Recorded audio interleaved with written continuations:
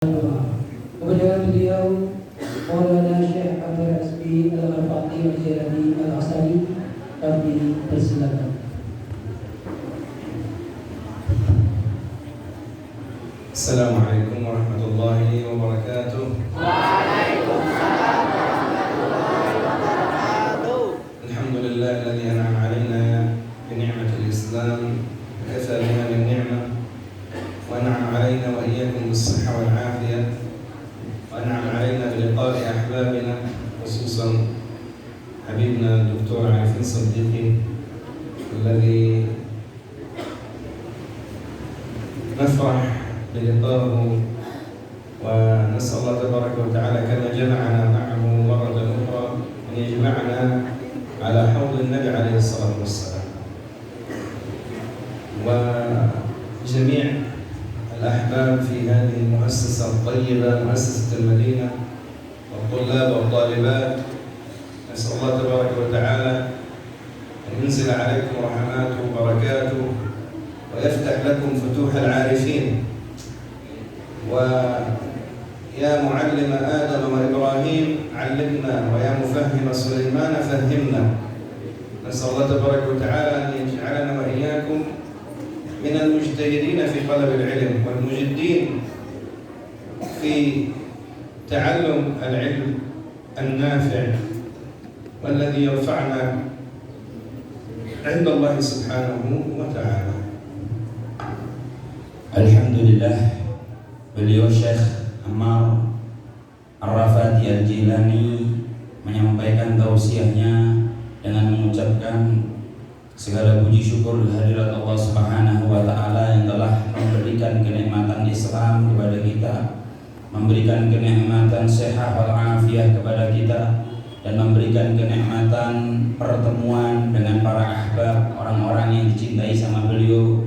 Kita semuanya yang berada di sini di pondok pesantren atau di Muassasah Al-Madinah, wabil khusus kepada pembina Kiai Haji Dr. Andes Arifin Siddiq dan para a'dha muassasah, para pengurus, para santri dan santriwati, siswa dan siswi semuanya. Semoga Allah Subhanahu wa taala melanggengkan kenikmatan Islam kita, melanggengkan kenikmatan sehat wal afiah kita, serta melanggengkan kenikmatan pertemuan ini, sehingga setelah ini terjadi pertemuan yang semuanya mendapatkan rahmat dan keberkahan daripada Allah. Dan juga beliau mendoakan kita agar semuanya yang ada di sini mendapatkan futuh dari Allah Subhanahu wa taala sebagaimana futuhnya para arifin. Bagaimana beliau mengatakan, wahai Allah Subhanahu wa taala yang telah mengajarkan kepada Nabi Ibrahim, semoga Allah Subhanahu wa taala mengajarkan kepada kita ilmu-ilmunya.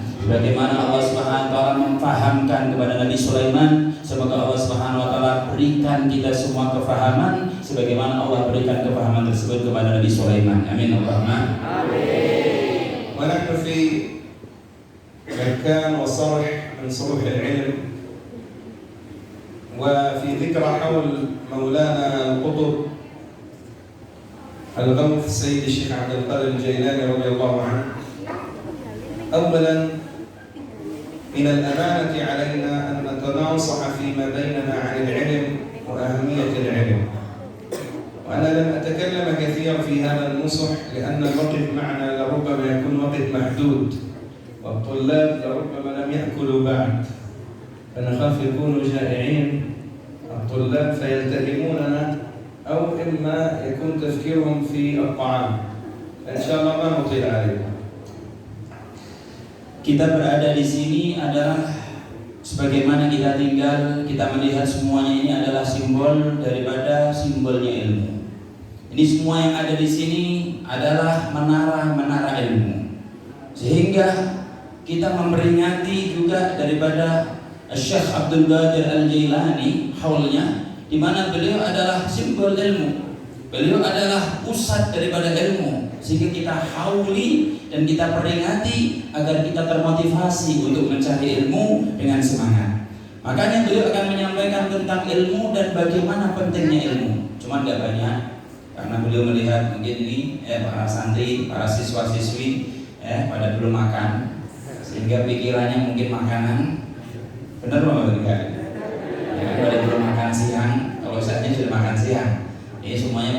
makan siang, makanya beliau akan memberikan tema tentang ilmu dan pentingnya ilmu, ya kan? Tapi nggak banyak, biar kalian fokus dan memperhatikan ini.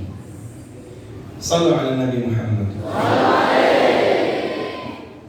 سيدنا القطب سيدي الشيخ عبد القادر الجيلاني قطبيته وولايته وذكره ما كان يمنعه ذلك عن اغتنام الوقت في التعلم والتعليم. مكث سيدنا الشيخ عبد القادر الجيلاني رضي الله عنه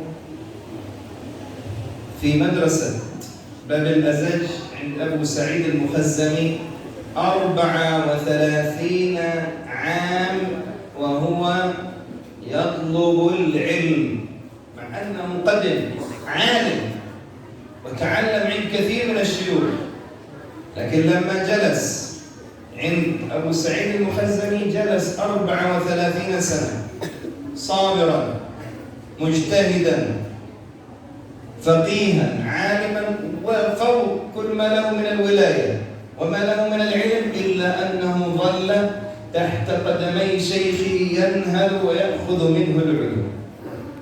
Syekh Abdul Qadir Jailani, untuk memperingati beliau, itu diantara keistimewaan beliau, kita ingat beliau ini sangat memperhatikan waktunya untuk mencari ilmu dan mengajarkan ilmu.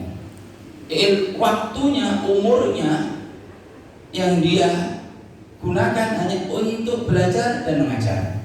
Sehingga di saat dia ketemu sama gurunya Syekh Abu Sa'id Al-Mukhazami, itu beliau langsung tunduk di hadapan gurunya, karena memang gurunya ini memiliki ilmu yang begitu dahsyat, yang begitu banyak, begitu dalam, hingga beliau duduk bersama mulazamah kepada gurunya ini berapa? 34 tahun.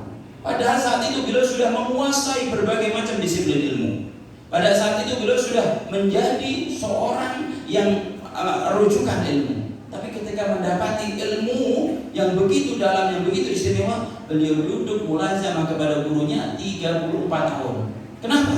Karena beliau sudah mencicipi kenikmatan, kelezatan daripada mencari ilmu, sehingga waktu yang sedemikian itu belum apa-apa demi kemuliaan dan keagungan ilmu. ثم مع قطبيته وولايته يا كرام برع ليس في علم واحد، كان من أعلام وأئمة أعلام بارعين في 13 علم. سيدنا الشيخ عبد القادر كان له أوراد وكان له مجالس النصيحة والوعظ، كان له فقط في مجلس الوعظ 3 أيام في الأسبوع، 3 أيام في الأسبوع، يوم الأحد ويوم الثلاثاء ويوم الخميس. هذا للوعظ، لكن يفرغ للوعظ وقت، لكن للدروس والتعليم كل بقية أسبوعه تعليم. هذا في النهار، في الليل شأنه مع ربه في الذكر وتلاوة القرآن. يقول ابن قدامة المقدسي صاحب كتاب المغني في الفقه الحنبلي، قال قدمنا إلى بغداد سنة 560 في أواخر عمر سيد الشيخ عبد القادر الجيلاني رضي الله عنه. الشيخ عبد القادر توفي وعمره 90 سنة، 90 سنة، وجاءوا في آخر حياته، يعني ممكن في آخر سنة، قال فوجدناه مدرسة يغني طالب العلم في كل ما يطلبه. يعني إذا طلبنا علم الشريعة، علم الفقه يغنينا، طلبنا علم الحديث وجدناه يغنينا، علم القراءات يغنينا، علم اللغة يغنينا، علم المنطق يغنينا، علم العقيدة يغنينا، علم التصوف يغنينا، علم الشعر يغنينا. قال وجدناه مدرسة كاملة. لا نعرف كيف هذا القطب كان له الوقت لذلك أنا أقول هذا الكلام صراحة يعني قبل ساعة، إنما هي ليس قبل ما نأتي هنا بساعة، ليس يعني من باب وإنما من باب التعلم. ولدي كبير يجلس عند رجل، قال طوال الليل كنا في مجلس، قلت له طيب صلاة الظهر ما يصلوا صلاة الجمعة؟ قال كانوا في المجلس حتى الصباح. طيب هل يمنعنا ذكر الله عن الصلاة؟ هل يمنعنا ذكر الله عن التعلم؟ لا يصلح، ولا يكون هذا مجلس، ولا تقبل العبادة، لأنه نحن ما ضبطنا الارتباط الكامل بالله.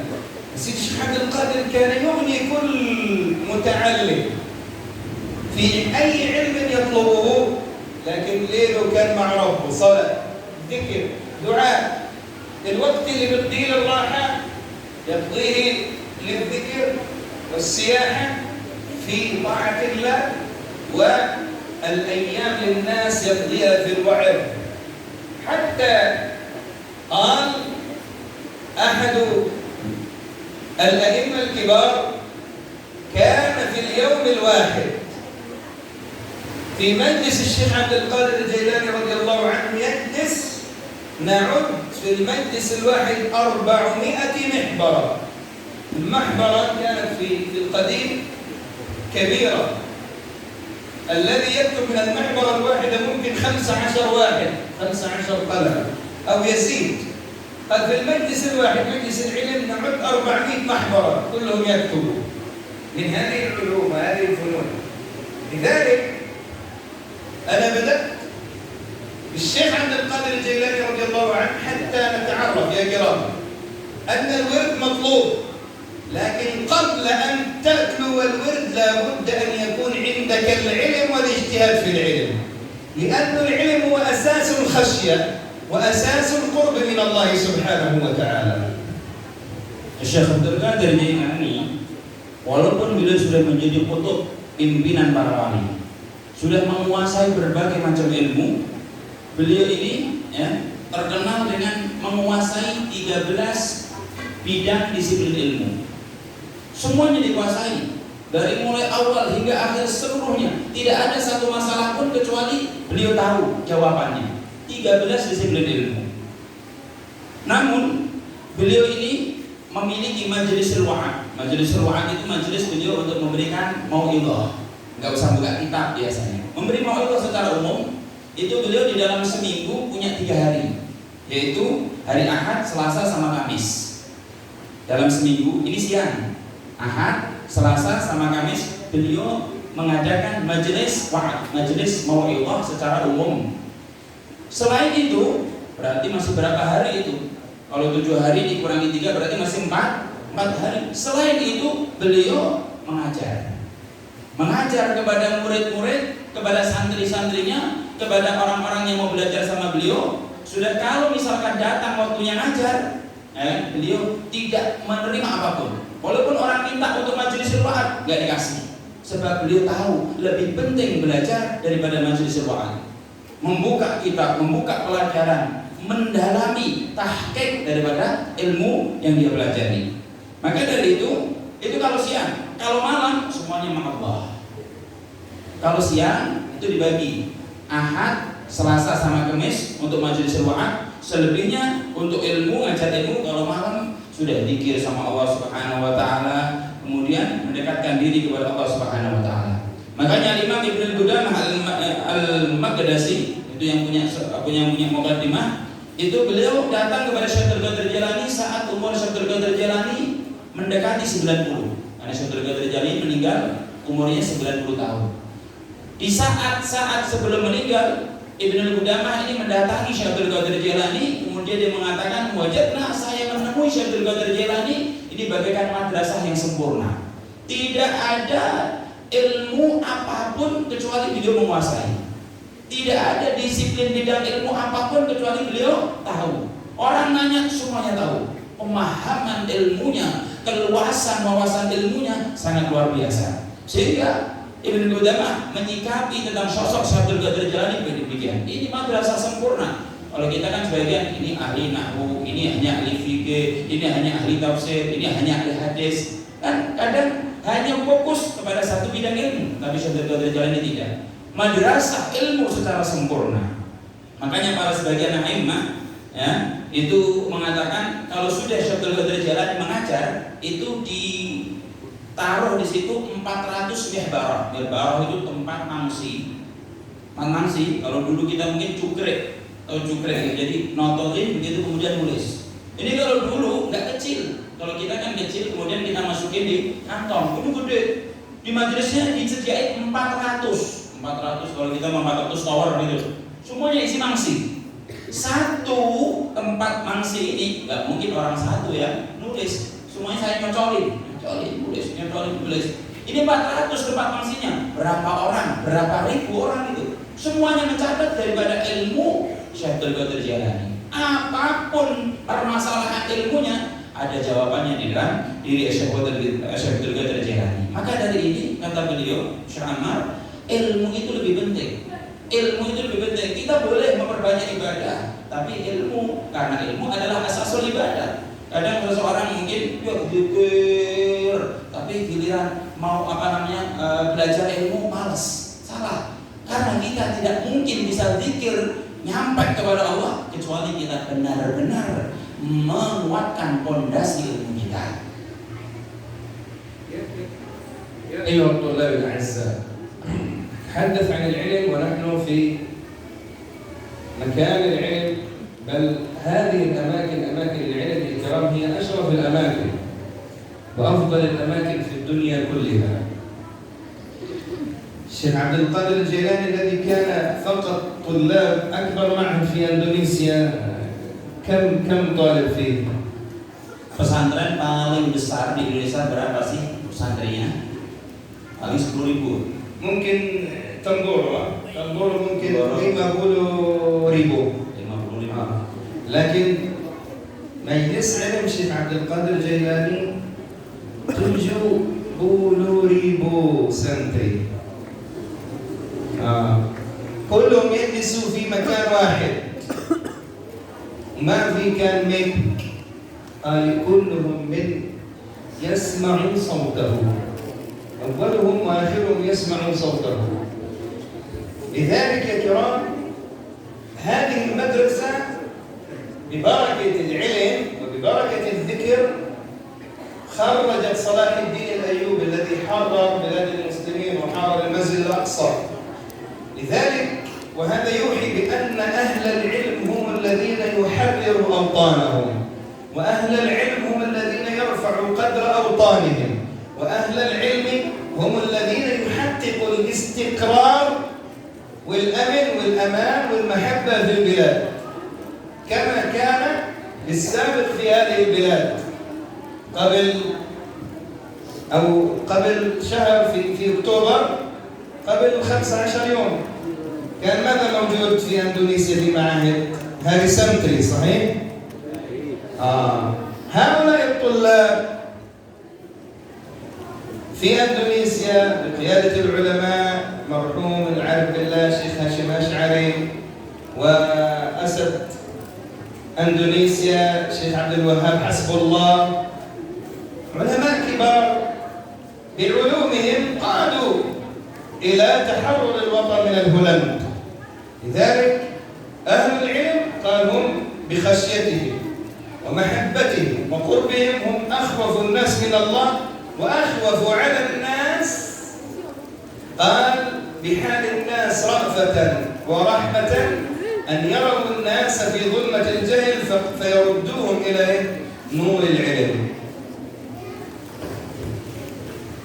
Kita berbicara tentang ilmu dan kita sekarang berada di tempat ilmu, di mana tempat ilmu adalah tempat yang paling utama, tempat yang paling istimewa adalah tempat-tempat di situ dipelajari ilmu. Kita berada di tempat ilmu dan ini merupakan tempat yang paling baik insya Allah. Itu dulu di majelisnya Syekh Abdul Qadir Al-Jailani, ya, sekali majelis itu yang hadir 70.000. Yang hadir 70.000 di dalam satu majelis. Uniknya dulu nggak ada mikrofon, nggak ada speaker, nggak ada sound system. Tapi semuanya 70.000 itu mendengar keterangan, penjelasan, syarah daripada setiap ilmu yang dibahas oleh Syekh Abdul Qadir Jailani. Allahumma shalli ala Muhammad. Semuanya mendengar daripada apa yang diterangkan oleh Syekh Abdul Qadir. Padahal tidak ada mikrofon. Lanjut. Idza jaa al-hars batal ad-dars. Kalau sudah ada makan, harus ya makanan, pelajaran udah selesai. Tantabihu lil-kalam wala lil-hars? Mau makan atau mau mendengarkan? Ya, jadi semuanya mendengar. Walaupun 70.000 orang tersebut. Makanya di sini dikatakan di antara definisi orang yang memiliki ilmu, ahlul ilmi adalah orang yang bisa membuat manfaat kepada sekitarnya. Orang yang bisa memberikan kebaikan kepada sekitarnya. Itu ahlul ilmi. Makanya ini tempat menjadi hebat. Kenapa? Karena sebab ilmu. Artinya yang membuat kemuliaan tempat itu karena ilmu, karena orang-orang yang memiliki ilmu. Sehingga definisi orang yang memiliki ilmu adalah yang bisa memberikan manfaat, yang bisa memberikan keluhuran, kemanfaatan kepada sekitarnya. Makanya ya, beliau menyebutkan itu kita punya tanggal 22 Oktober adalah hari Sabtu. Alhamdulillah ulama kita Syekh Hasyim Asy'ari, kemudian ulama kita Syekh Wahab Hasbullah, mereka adalah orang-orang yang mencapai hakikatul ilm, dan dia tahu bagaimana kemuliaan dan keluhuran ilmu, sehingga mereka bermanfaat ilmunya sampai saat ini pun kita masih bisa merasakan bagaimana kemanfaatan ilmunya mereka.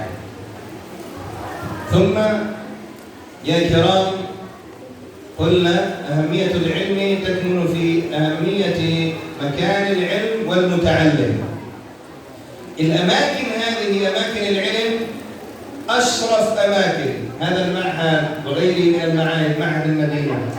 النبي عليه الصلاة والسلام صلوا على النبي محمد. أنا أسمع صوت كلام في الخلف ما شاء الله طالبات. Yang putri, beliau mendengar suara gemerbiang dari belakang. Enggak dengerin bener, sibuk sama makanannya. Sayang. Jadi beliau kiai mengatakan ini adalah fursah dahabiyah. Ini kesempatan emas, masa emas ditelantarkan? Rugi. قال النبي صلى الله عليه وسلم إذا مررتم برياض الجنة فارتعوا. قالوا وما رياض الجنة يا رسول الله؟ قال حلق العلم. إذن هذا المعهد أماكن العلم هذه هي روضة من رياض الجنة بنص حديث النبي عليه الصلاة والسلام. بل النبي عليه الصلاة والسلام بين أن هذه الأماكن ماذا يفعل بها؟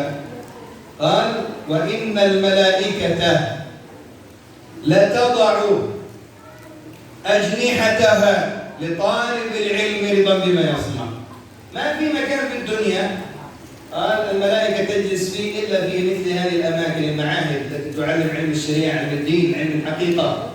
الملك يفرج جناحين، أنت تجلس في الحس على الأرض، لكن معنويا الملك يفرد لك جناحه تجلس على جناح ملك. من ينال هذا الشرف؟ لا يناله إلا طلبة العلم. Keutamaan dan kepentingan ilmu beliau bagi menjadi dua. Yang pertama, tempatnya ilmu. Tempat ilmu ini menjadi tempat yang paling istimewa, tempat yang paling mulia, tempat yang luhur, tempat yang sangat luar biasa di mata Allah Subhanahu wa taala. Sehingga Rasulullah SAW menjelaskan ketika kalian melewati taman surga, kata Rasulullah, maka hadiri, ikuti, bergabunglah kalian. Maka para sahabat bertanya kepada Rasulullah, apa itu taman surga ya Rasulullah? Rasulullah menjawab, majelis ilmu. Dalam majelis di situ dibahas halal dan haram, yaitu tempat ilmu. Di mana orang duduk, di mana orang tinggal, di mana orang hidup di situ mempelajari ilmu. Berarti di situ adalah taman surga. Ini menjadi taman surga sebab kita mempelajari ilmu. Kemudian Rasulullah SAW juga menjelaskan di dalam hadis yang lain, Sesungguhnya malaikat itu membentangkan sayapnya kepada pencari ilmu. Di mana ada pencari ilmu, malaikat membentangkan sayapnya untuk dibuat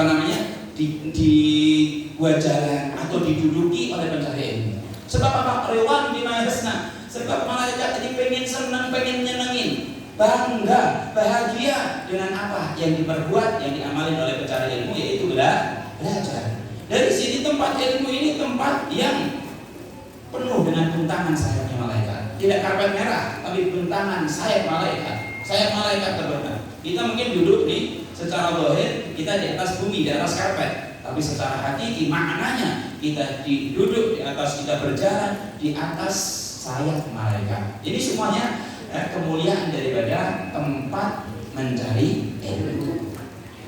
ثم يا كرام طالب العلم له أجر كبير إذا هو اجتهد وصحح نيته.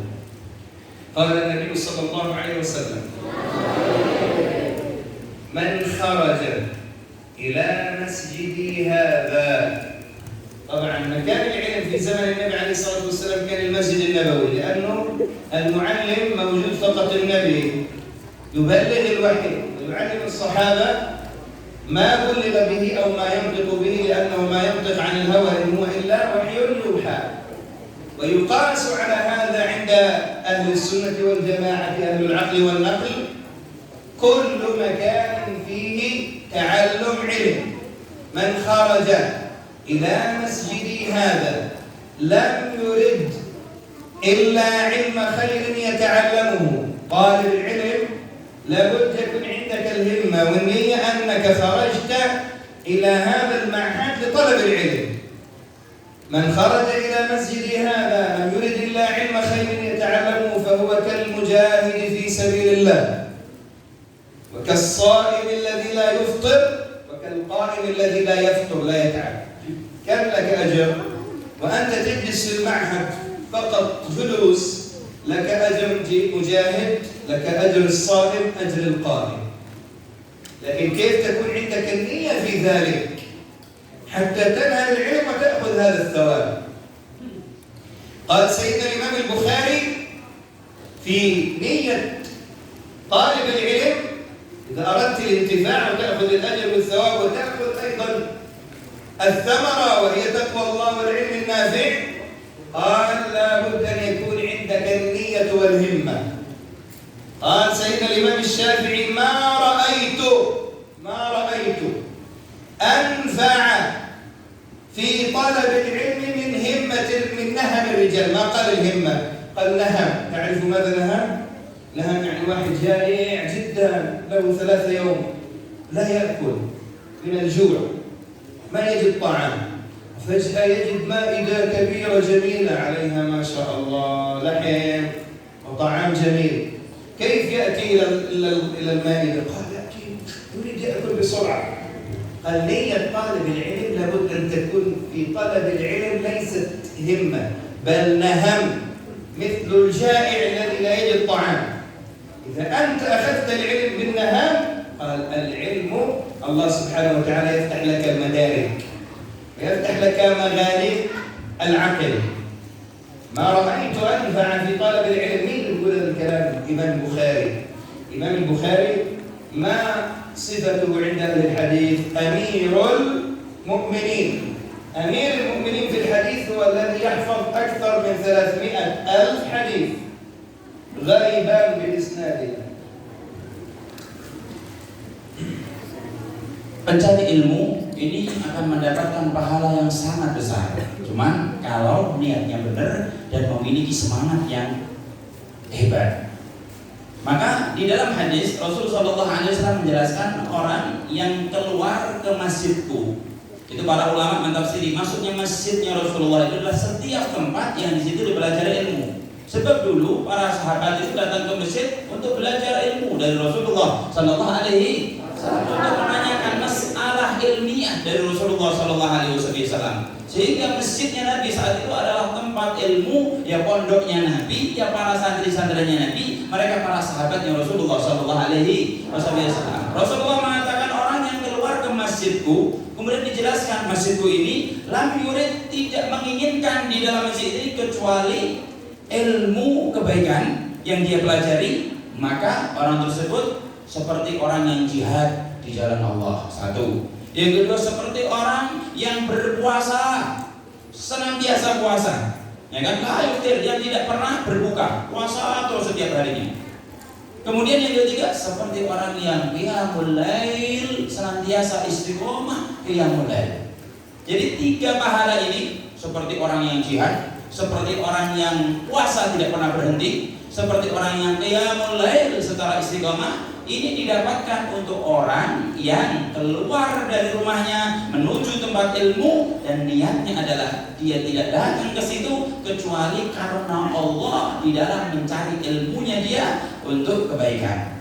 Makanya Al-Imam Al-Bukhari itu beliau mengatakan 2 kunci untuk mencari ilmu. Yang pertama adalah niat yang benar, niat yang sahih. Yang kedua adalah himmah, semangat. Kalau pencari ilmu nggak punya 2 hal ini, niatnya setengah-setengah atau nggak tahu ngapain di sini, yang penting ikut-ikut aja, belum ada niat yang benar, jangan harap dapat ilmu yang berkah. Harus ada niat dan harus ada himmah. Makanya dikatakan sama beliau, himmah ini seperti bahkan nuham itu orang yang kelaparan, lapar misalkan kalian ini baru nggak makan dari pagi sampai siang, dibagi roti udah kayak gitu kan. Langsung sobek, langsung makan, nggak tahu baca bismillah apa tidak ini, nggak tahu baca mana pakai tangan kanan atau begini. Misal orang 3 hari nggak makan, kemudian ada makan, maka kita nggak ingat apapun. Siapa di samping kita, siapa di kiri kita nggak peduli. Tujuan kita fokus hanya kepada makanan. Sama, pencari ilmu, himmahnya harus macam itu. Jadi dia hanya fokus sama ilmu, nggak peduli. Ya kan? Pokoknya ilmu dia buka kitabnya, dia merojaah. Mungkin dia kelaparan, nggak ada masalah. Mungkin dia nggak punya teman, nggak ada masalah. Mungkin dia nggak punya uang, nggak ada masalah. Yang penting dia bisa mendapatkan ilmu, paham ilmu, hafal ilmu. Itu namanya nuha. Makanya Imam Syafi'i mengatakan, saya tidak melihat sesuatu yang paling bermanfaat untuk mencari ilmu kecuali dari himmah atau nuha tadi itu. Ini yang paling bermanfaat. Sehingga kalau mencari ilmu nggak punya himmah atau nggak punya semangat fokus di dalam mencari ilmu, dia nggak punya sesuatu yang bisa diandalkan untuk mendapatkan ilmu yang dia cari di pesantrennya. من شدة همة العلماء السابقين في العلم نقل عن كثير منهم أنه ما كان عنده وقت ليقرأ. الإمام النووي عمدة المذهب الشافعي نقل في ترجمته أنه ما كان عنده الوقت حتى يأكل مثل ما نأكل، يأكل فقط الخيار، كل طعامه تيمون، ما في وقت. قال يصنع الطعام، وقته في التعلم أو الكتابة. كذلك الإمام محمد بن يونس، الإمام إبراهيم الحربي قال الإمام محمد بن يونس 30 سنة، قال مكثت 30 سنة ما أقدم الطعام. طيب كيف تعمل؟ قال يصنع له الطعام مثل مثل الشوربة، مثل السوپ، ما في وقت. يكتب أو يطالع ويأكل قدر حاجته، لأنه هناك شيء هو جائع له أكثر وهو العلم. الإمام إبراهيم الحربي قال 40 سنة أخته هي التي تطعمه بيدها وما عنده وقت حتى يمسك الطعام، كتابة، قراءة، ويدون الخواطر أو الهوامش، أخته تطعمه، ما في وقت حتى يمسك الطعام. بهذه الهمة نقل إلينا العلم. نحن ما نقول لكم لا تأكل ولا تشرب، ولكن أنا فقط من باب كيف نحرص على زيادة الهمة في طلب العلم والاجتهاد في تحصيل العلم. Tadi yang sebelumnya, yang belum saya sampaikan tentang Amirul Mukminin fi hadis, Imam Bukhari yang tadi menyampaikan bahwa sesuatu yang harus dimiliki oleh pencari ilmu adalah niat yang benar dan memiliki semangat yang hebat di dalam menuntut ilmu. Imam Bukhari itu sudah mencapai derajat keilmuan yang luar biasa. Bagaimana dia menghafal 300.000 hadis. 300.000 hadis dihafal bersamaan dengan sanadnya. Seluruh sanadnya dia hafal. bahkan sampai tajrid, adlun tajrid, dia hafal semuanya. Maka kan itu dia memiliki niat yang luar biasa dan semangat yang luar biasa. Dan di sini beliau menyampaikan tadi itu pencari ilmu harus memanfaatkan waktunya untuk mencari ilmu. Imam Syafi'i itu sampai beliau ini puasa terus, ya kan? Karena nggak punya waktu untuk enak-enakan makan. Sayang kalau buat makan sampai berjam-jam. Sayang sama ilmu. Bahkan Al-Imam Muhammad bin Yunus itu dia selama 30 tahun dia makan bubur. Kenapa makan bubur? Karena nggak kelamaan untuk ngunyah. Jadi makan langsung lek biar dia bisa tetap membaca. Itu makannya pun sambil baca sambil nulis. Kalau kita kan kita kunyah sampai 5 menit. Ini memang sengaja makan bubur biar cepat, ya kan? Dia nelennya itu pun sambil membaca sambil menulis ilmu selama 30 tahun. Al-Imam Ibrahim Al-Halabi 40 tahun itu disuapin sama saudara perempuannya. Kalau waktunya makan disuapin sama saudara perempuannya. Kenapa? Karena dia sambil membaca sambil menulis. Nggak ada waktu untuk nyendok sendiri, nggak ada waktu untuk nyuap sendiri, disuapin sama saudara perempuannya. Kenapa? Itu ihtimamnya, pentingnya sama ilmu. ثم أيها الكرام تكملة الحديث ومن خرج إلى غير ذلك.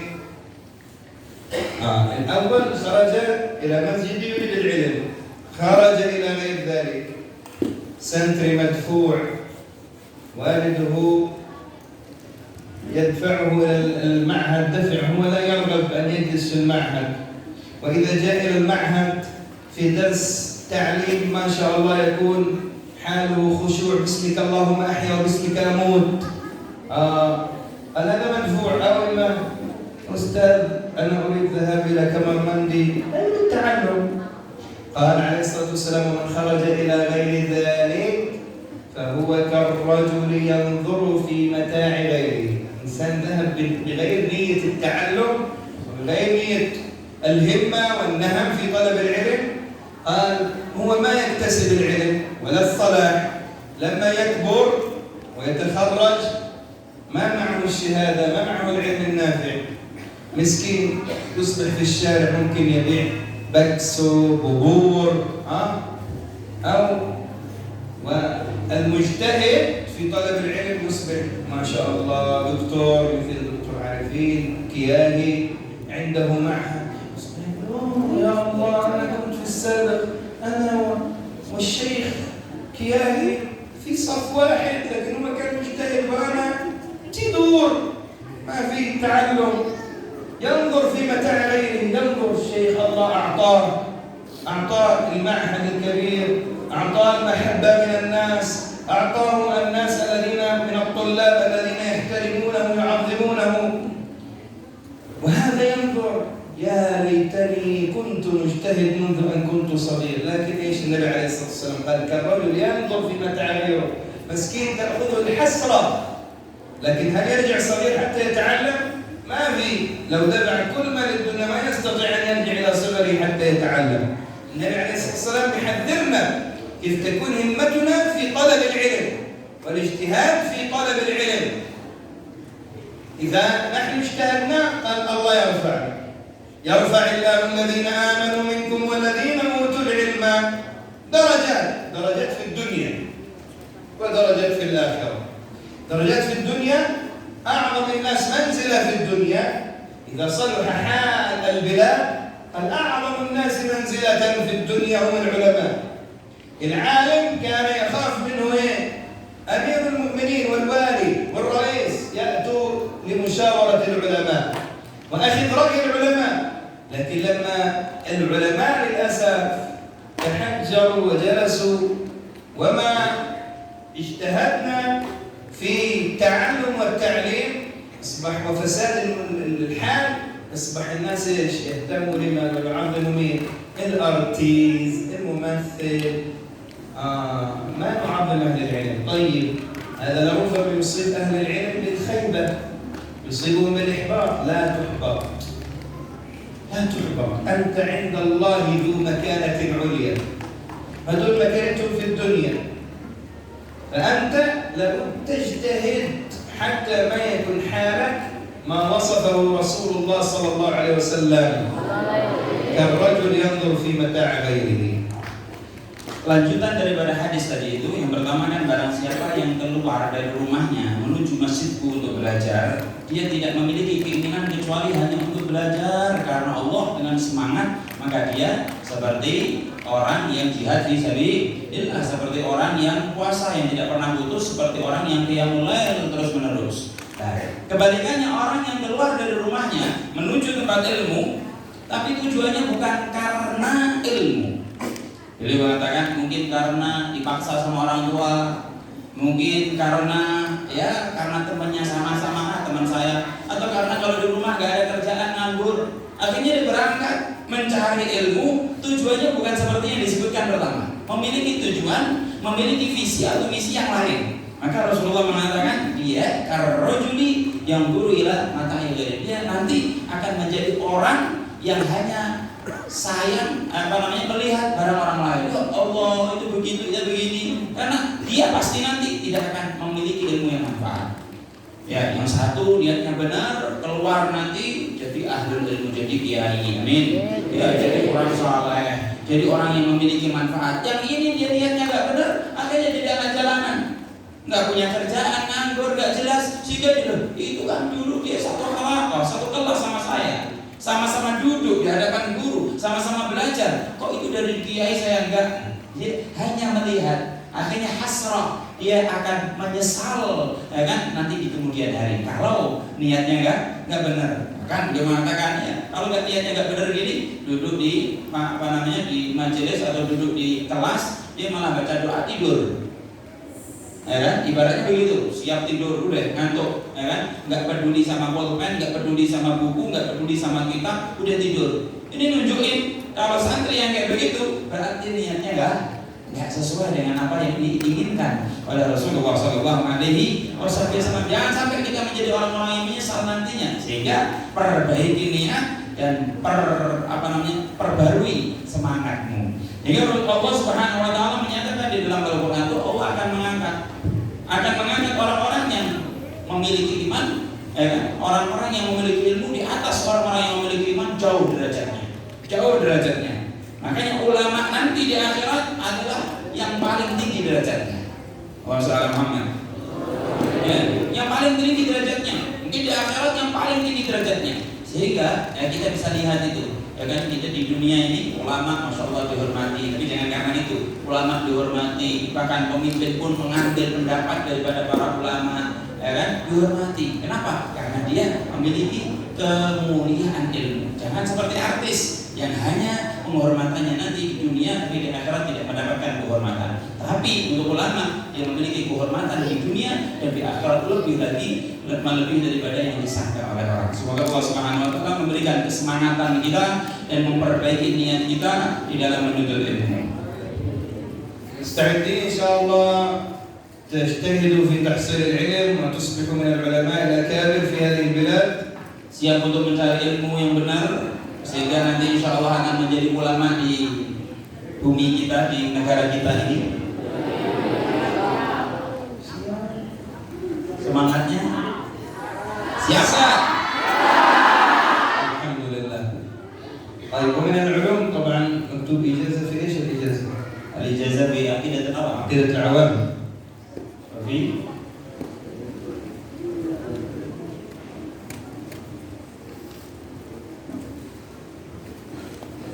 لا لسه ما أدري أنا أتكلم. عقيدة العوام أنتم تقرؤونها في المعهد. دكتور قال ما شاء الله تدرسوا عقيدة العوام. أصل الحفظ. Ini membaca Aqidatul Awamnya hafalan apa sambil dia? حفلا. إن شاء الله زيارة قادمة سنجلس معكم أكثر. نعطيكم طريقة لحفظ القرآن وطريقة حفظ المتون. Kalau beliau punya kesempatan nanti lebih lama lagi, beliau akan mengajarkan cara yang beliau temukan untuk cepat menghafal, terlebih menghafal Al-Quran dan menghafal matan-matan kitab-kitab tertentu. لكن أنا أرى في وجوهكم النعاس وممكن الجوع. tapi beliau melihat ya wajah-wajah kamu ada tanda, satu tanda lapar dan tanda ngantuk. إن شاء الله نأتي زيارة قادمة ونعطيكم طريقة لحفظ القرآن الكريم في 3 شهور ونعطيكم كيفية تعلم وحفظ المتون لأنه المتون هذه مهمة من حفظ المتون حاز على الفنون ومن حفظ الأصول ضمن الوصول فكيف في طلب العلم يكون عندنا جهد الأولين في الحفظ والفهم. Insya Allah dalam kesempatan nanti kalau ada kesempatan lagi beliau akan duduk lebih lama lagi untuk menyampaikan tentang cara menghafal Al-Quran dengan cepat selama 3 bulan dan menghafal matan ilmu, karena menghafal matan itu penting. Orang yang menghafal matan ilmu seperti Aqidatul Awam, nanti Jurumiyah, nanti Imriti, itu dia akan hazal funun, akan mendapatkan berbagai bidang ilmu. Orang kalau nggak hafal matan nggak akan bisa menguasai banyak ilmu. Dan orang yang bisa menghafal usul, ya matan-matan kecil, kitab-kitab dasar begitu, dia akan sampai al-usul, akan sampai kepada ilmu besar, masalah-masalah besar, dan menguasai daripada berbagai macam disiplin ilmu. مستعدين؟ Siap nggak? مستعدين تأكلوا وتناموا ولا مستعدين تحفظوا؟ Siap mau tidur makan atau mau siap hafalan? الحمد لله. أولا عقيدة العوام، هذه العقيدة هي يعني بداية لطالب العلم على منهج أهل السنة والجماعة. والجميل في إندونيسيا أنها بلد الحمد لله أكبر بلد إسلامي من حيث عدد السكان، وفيها تنوع ثقافات، لكن الحمد لله البيئة فيها مبنية على المحبة، ما فيها ما يحدث من فتن وقلاقل واضطرابات وحروب مثل ما يحدث في الدول الأخرى. تعرف ما السبب في ذلك؟ لو أردنا نبحث على السبب، قال لأن طلاب العلم في الغالبية العظمى أول ما يدرس عقيدة أهل السنة والجماعة، عقيدة العوام. منهج أهل السنة والجماعة هو مبني على الوسطية والاعتدال، ليس في العقيدة بل في التفكير، في العبادة. وسطية يعني واعتدال، يعني نواصل ونقارن بين الأمور، ليس الوسطي. إياك أن تظن بعض الناس عندما يشرح يقول الوسطية يعني والتوسط بين الإفراط والغلو، لا، التوسط هذا صفة أهل الأعراف. الوسطية قال هو الأخذ بالأحسن والأجود في الأمور أو الأقوال أو الأفعال. فهذه منا على أهل إندونيسيا، إنه ما شاء الله معاهدهم ما تدرس إلا الكتب في بدايات تعليم الفطرة الصحيحة على منهج أهل السنة والجماعة، الاعتدال والمحبة الذي يقوم على عدم التكفير. لذلك أهمية عقيدة العوام لما نحفظها يا كرام، قال أننا نحفظ أصل من أصول الدين، بل أهم أصل في أصول الدين، لأن الدين مبني على معرفة الله وواجبات ربنا علينا، وهذا لا يكون إلا في علم العقيدة، لا يكون إلا في علم العقيدة. Alhamdulillah, tentang Aqidatul Awam beliau sampaikan kita di negara terbesar muslimin sedunia, negara kita. Alhamdulillah beliau mengatakan bahwa walaupun bagaimana kita ini di negara Islam yang paling aman, yang paling damai, tidak terjadi fitan-fitan yang dahsyat, tidak terjadi fitan-fitan yang mengerikan yang terjadi di luar sana, di Timur Tengah membahayakan. Di negara-negara lain banyak yang hancur, porak-poranda Islamnya sebab fitan yang terjadi. Kita di Indonesia alhamdulillah dalam keadaan damai, selamat, tidak banyak fitan yang mengerikan. Beliau mencari sebab, apa sebabnya? Sebabnya kita para santri yang ada yang belajar ketika awal pembelajaran dipelajari dengan akidah ataupun asas fondasi yang benar, termasuk di dalam akidah. Di dalam pemahaman, pemahaman tentang manhajus salamah, manhaj keselamatan, kemudian tawassul moderat, Dikatakan moderat itu adalah mengambil yang terbaik dari segala urusan. Enggak ifrat, enggak tafrid, enggak terlalu berlebihan juga tidak sembrono. Jadi diambil tengah. Nah, itu merupakan kelebihan di negara kita ini. Maka kita jaga, kita pahami dari guru ke guru yang memiliki sana agar kita semuanya menjadi orang-orang yang selamat dan negara kita menjadi negara yang aman, sentosa dan selamat senantiasa. ثم عقيدة العوام يا كرام من أهميتها أنه الملقن كما جاء في سبب كتابتها الذي لقن الشيخ المرزوقي هو النبي عليه الصلاة والسلام، والصحابة كانوا جالسين حوله والنبي عليه الصلاة والسلام قال له اقرأ عقيدة التي من حفظها دخل الجنة ونال من الخير الكثير، ورأى هذه الرؤية في الكعبة المشرفة الشيخ المرزوقي، فهذا يبين أيضا أهمية هذه العقيدة. ثم نحن إن شاء الله تقرأ في الكتاب وهو مترجم كتيب صغير لطالب العلم المبتدئ، بينا في أهمية العقيدة، من هم أهل السنة والجماعة، لأنه قال الإمام السفاريني الحنبلي قال أهل السنة والجماعة، طبعا الوهابي يقول هم أهل السنة والجماعة ويقول أنهم حنابلة، لكن الإمام السفاريني عمود من أعمدة المذهب الحنبلي قال أهل السنة والجماعة ثلاثة: أهل الأثر هم أتباع أحمد بن حنبل،